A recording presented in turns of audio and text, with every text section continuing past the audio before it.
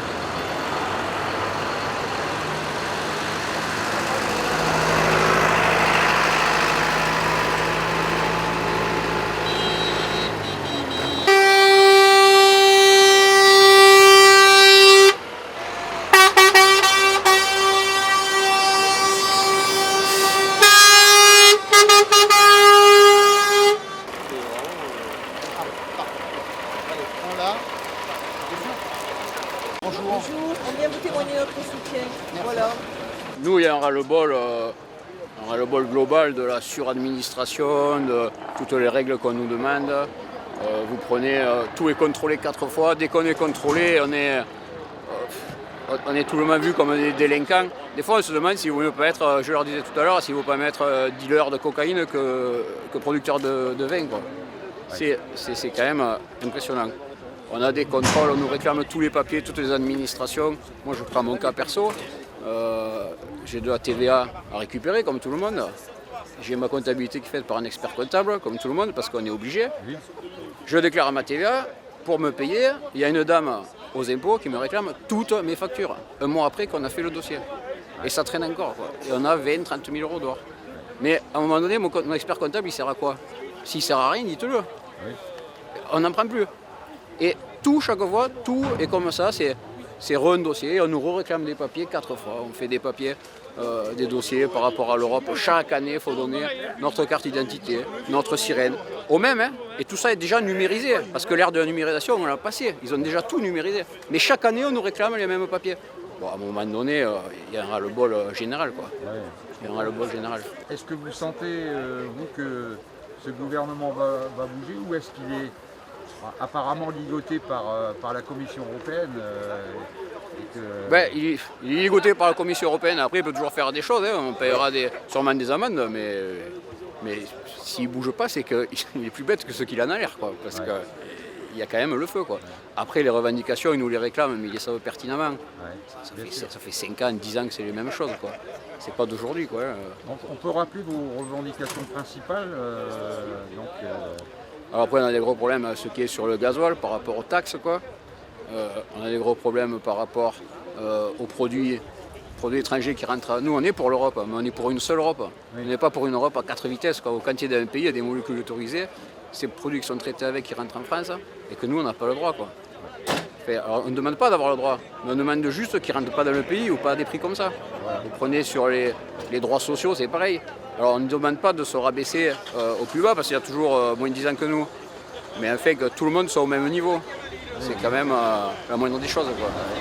Est-ce que ça s'appelle de la concurrence déloyale? Ah ben clairement. Ah oui.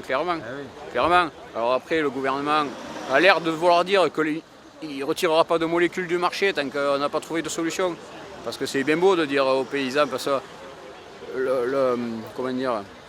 Le réchauffement climatique, tout ça, je pense qu'on n'a pas à l'apprendre, on est les premiers concernés et on le voit tous les jours, quoi. Que ce soit pendant les épisodes Sevenol, que ce soit pendant les sécheresses, pendant les canicules, pendant l'excès d'eau, pendant tout ce que vous voulez. On a un excès d'eau dans le nord, on va pas récolter 1 litre d'eau. On va pas récolter 1 litre d'eau. Bon, pourquoi ils ont débordé dans le nord, pourquoi ils s'est inondé? Il faut quand même dire que les fossés ne sont pas nettoyés depuis des dizaines d'années, parce qu'on ne peut plus nettoyer un fossé, on ne peut plus toucher une rivière, on ne peut plus rien faire. Parce qu'il y a tout le lobbying écologiste qui a fait ça, bien ou pas, je ne le sais pas, mais enfin, le résultat, il en est que quand il pleut, on s'inonde, quoi. On le voit ici, il fait 50 ou 100 mm, on s'inonde, quoi. Avant, on ne s'inondait pas avec 50 mm. Hein. Pour reparler du régime des retraites, quoi. Ils nous avaient promis des retraites au niveau du gouvernement, ça fait 1 an qu'on attend que les décrets sortent, quoi. Oui. Voilà, donc il y a des choses qui... Et alors, est-ce que c'est l'administration qui fait ralentir les choses Parce que le problème, c'est que les lois sont faites par les hauts fonctionnaires et c'est l'administration qui fait ça, c'est même pas nos députés qui les font. Oui. Et voilà, et le problème, c'est que tant qu'il y aura une suradministration française, ils se protégeront pour travailler, eux, de toute façon. Oui. Le problème, c'est que nous, derrière, on crève à la bouche ouverte, quoi. Voilà. Et ça, c'est quand même incroyable, vous êtes la seule corporation à laquelle on impose un prix. Ah, c'est pire qu'imposer un prix, c'est non seulement on produit sans savoir combien on va le vendre. Voilà. Déjà. Oui. Ça. Déjà, c'est grandiose, quoi. Il n'y en a pas beaucoup, quoi. Il n'y a pas beaucoup de métiers comme ça, il n'y en a même pas du tout. Il n'y en a même pas du tout à part l'agriculture.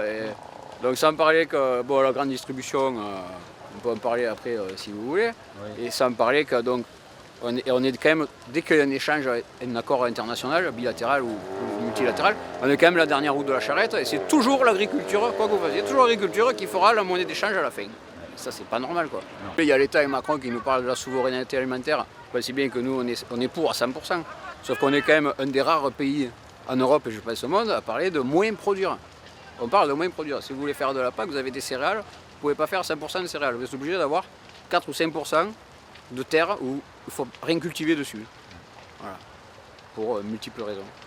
Et on est un pays où on parle de moins produire, alors qu'on importe 60% de fruits et 40% de légumes, à peu près, de l'étranger, avec forcément des normes qui ne sont pas les mêmes qu'en France. Et en France, on est en crise. C'est quand même dingue, quoi. Ouais. Après, vous prenez le poulet, tout le monde en parle. Les premiers importateurs de poulet, vous en avez que l'Ukraine, la Thaïlande et le Brésil. C'est bien que les conditions de production en Thaïlande ou en Ukraine, ce ne sont pas les mêmes qu'en Europe. En France, alors en plus, on a quand même une agriculture familiale avec... Il y en a qui vont démentir, mais ce n'est pas des fermes industrielles qu'on a, quoi. C'est de la qualité. Il y a énormément de petites entreprises familiales, quoi. En Ukraine, c'est des 100 000 poulets, des millions de poulets. Les fermes aux 1000 vaches, il y en a tous les 4 coins de rue. Les fermes céréalières, c'est 5000 hectares, quoi. En France, personne n'a ça. Donc, et tout ça arrive sur le même marché avec des conditions moindres que nous.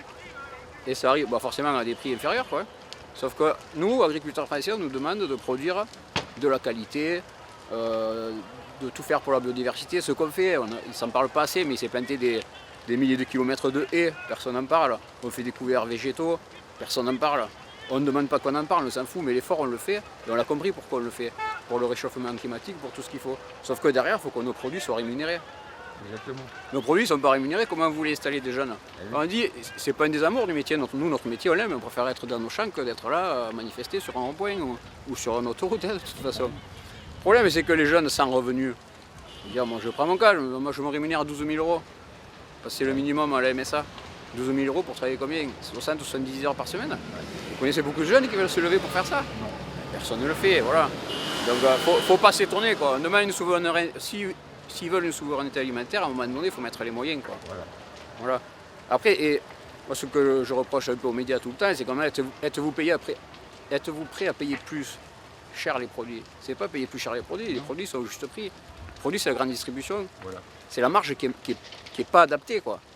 La grande distribution, ils se gavent, ils nous achètent les produits, nous on perd de l'argent et le consommateur le paye trop cher. À un moment donné, il y a un problème quelque part, quoi.